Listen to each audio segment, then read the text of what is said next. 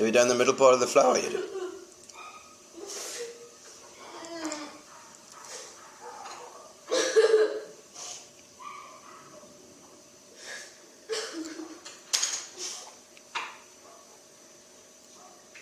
Finished your picture yet?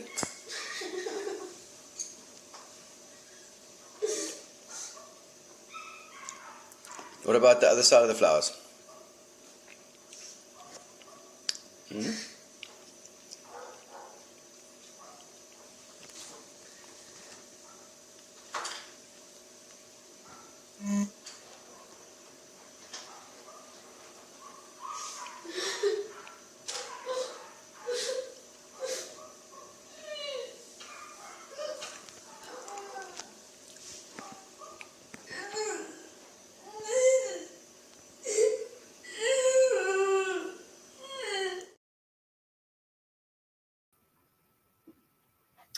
Okay, so I don't know if that little video conjures up any memories or images for anybody. That was my son at the age of about, I think, 7 or 8. And we were trying to do homework. And I think I had given up. I'd disappeared, and I'd asked my dear husband to please come and take over because I was getting nowhere. We were ending up in tears. As you can see, he's over it. He's absolutely tired. He's exhausted. And all we needed to do was color in a picture. That was the homework. He had to color in a picture, and we were not getting anywhere. And I was frustrated, and he was tired, and he was tearful. And that was our homework experience pretty much every afternoon. And I did ask my son if I could share that video. And he said yes. So I just wanted to put that into context. We're talking about homework. We're talking about homework hassles. We're talking about ways to help with your children and homework. My name is Dr. Philippa Fabry. I am here to help. We are Education Services. And tonight we are talking about healthy habits to help your child with their homework. So I'm joined tonight by my colleague, Leandri. We're going to say hello. And hi, how are you? I'm well. How are you? I'm good, thank you. I'm good.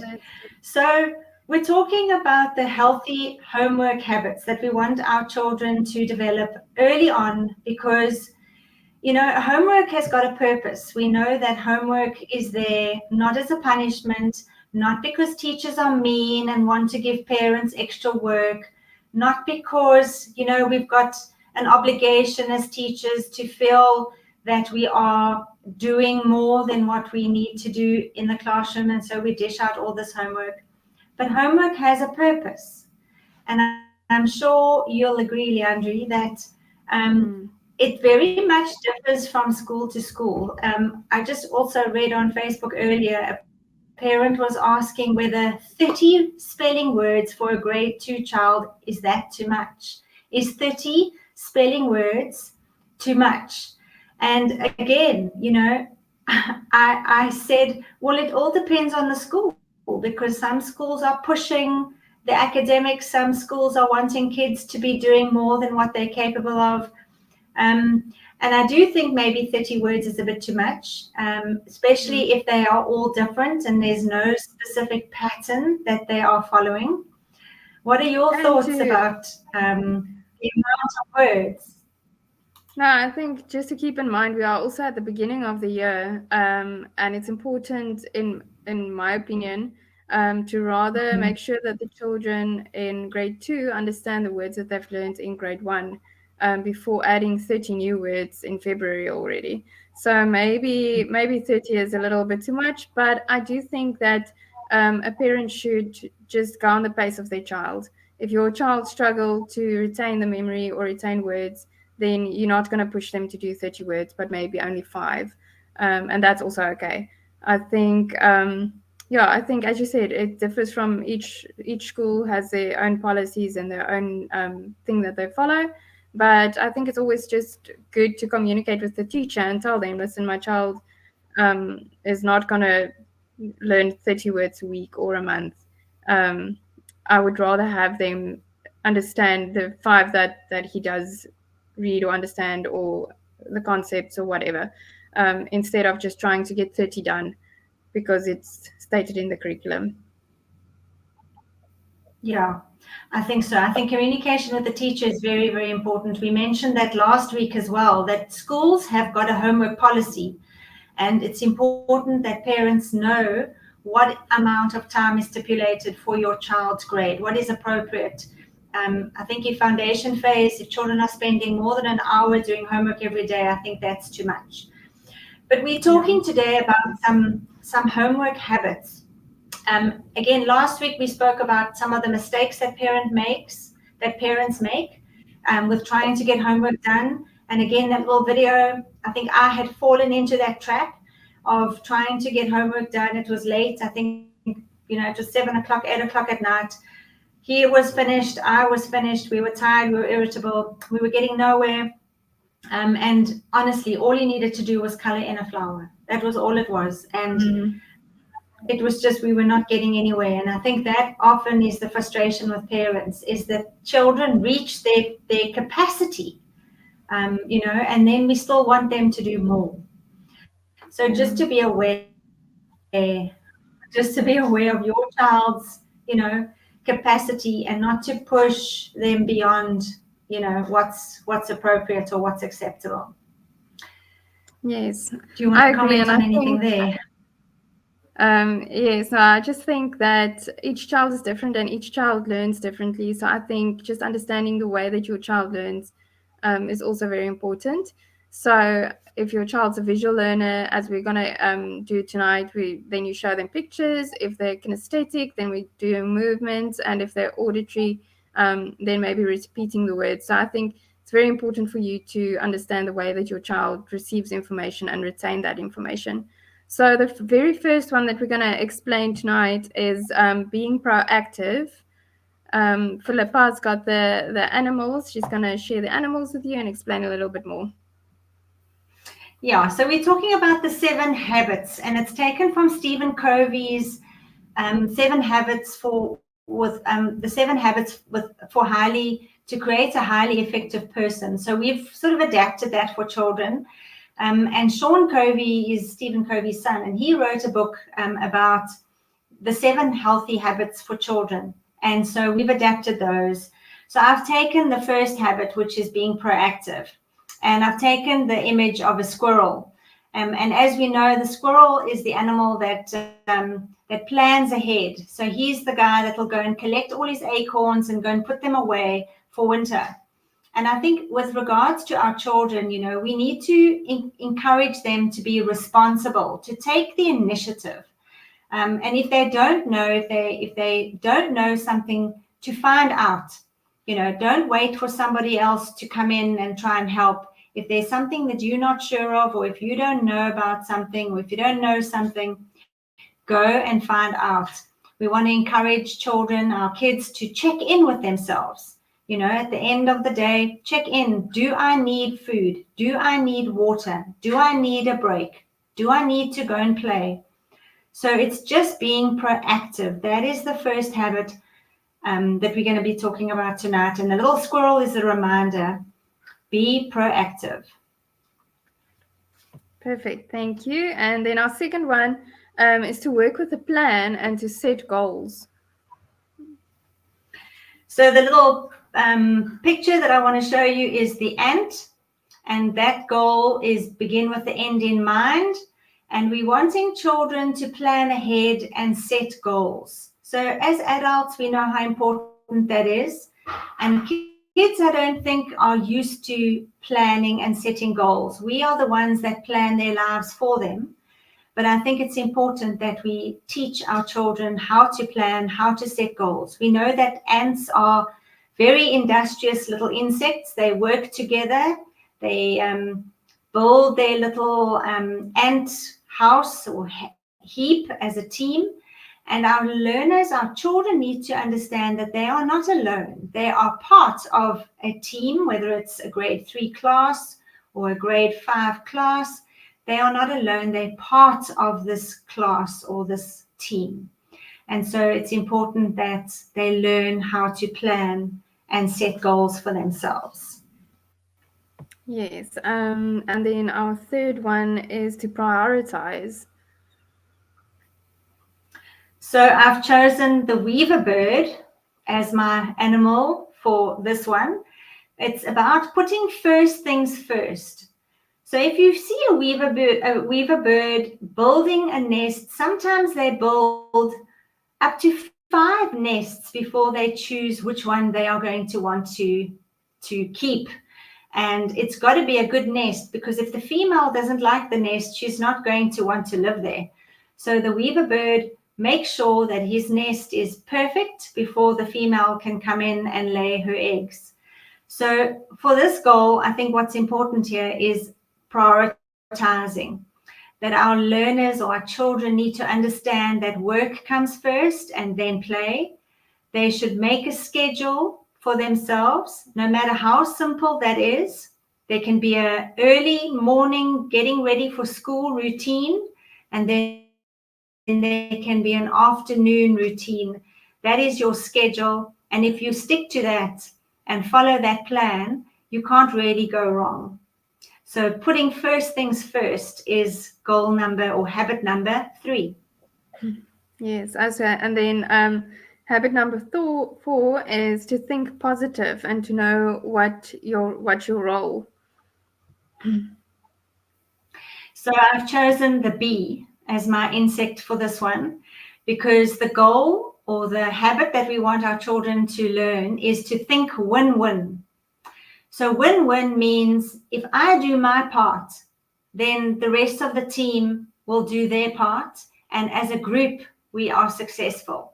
Because I think a very, very important skill that we want our children to learn, which is a 21st century skill, right, is collaboration and teamwork. We very seldom these days work in isolation. We have to be part of a team.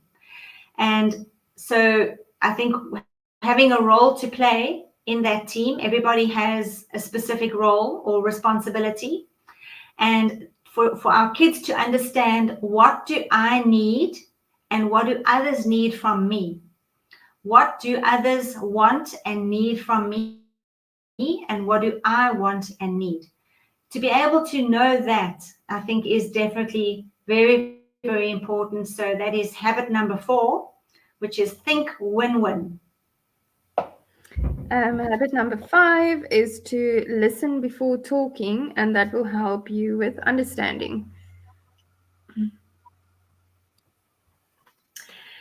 So my little friend, the elephant, I've put him here because he has some very large ears to remind us that we have 2 ears and only 1 mouth, because we need to listen first before we understand or before we give our opinion. So it is seek first to understand. That is habit number 5. Communication skills is vital in any relationship, with spouses, with partners, with our kids, with our family, with teachers, with parents. If we can communicate clearly and regularly, we will definitely be able to win at this game. So, being able to negotiate and having cognitive flexibility are also very, very important skills that we need our children to grasp and to learn. But this is the number 5, which is all about communication, listening first before we talk, seek first to understand. And so the elephant is my animal to remember that. Number 6 is to work together. Yeah, and I've chosen the hyena or the wild dog because it's a pack animal. So animals that live in a pack, they can't do anything by themselves. They go everywhere together, they hunt together, they sleep together, they eat together. And that the habit that is so important here is synergize. So working together to perform or to achieve a common goal. If I know my strengths, then I know what I'm able to do, and I know what I need to do the work.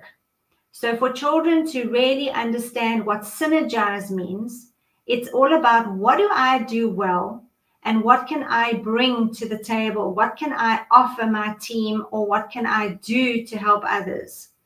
So if I'm working as a team, I have a specific goal, or I have a specific strength or talent or gift that I can bring to the party.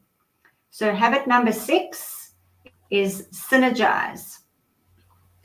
And then our last habit is to get a good balance. Yes, so this one I've chosen the cheetah. So the habit is sharpen the saw. Sharpen the saw, in other words, I need to know when to sleep, when to exercise, when to be quiet, when to be noisy, when to say my opinion, when to keep quiet. And I think it's important, as this cheetah also knows when it's time to hunt, when it's time to sleep, when it's time to rest. And it's the same with our children. When do I need to be on my game and when do I need to rest? Balance feels best. So our children must learn, and it's not difficult to teach your children what is healthy eating, what is not healthy, when is good to exercise, what exercise is good, when do I need rest, when do I need sleep, how much sleep do I need. So these are all things to help us be at our best, to perform at our best so that we can achieve our goal. And this cheetah, certainly his goal is to hunt and to bring food back to his what do you call a group of cheetahs? To his, not his herd, but his group, his clan. I don't know what you call a group of cheetahs, but sharpen the saw is habit number 7. Thank you. So That was very insightful. That's all 7 habits. So shall we go through them quickly just one more time before we finish? And if there are any specific questions, if parents have any specific concerns or worries or anything that's worrying you about homework, now is your opportunity. So I'm going to go through them very quickly. The squirrel, the habit was be proactive. Number 2, the ant was to begin with the end in mind, set goals and plan ahead. Habit number 3, the weaver bird, to put first things first and learn to prioritize. Habit number 4, the bee, was to think win-win, collaboration and teamwork. So know how to work as part of a team. Think win-win.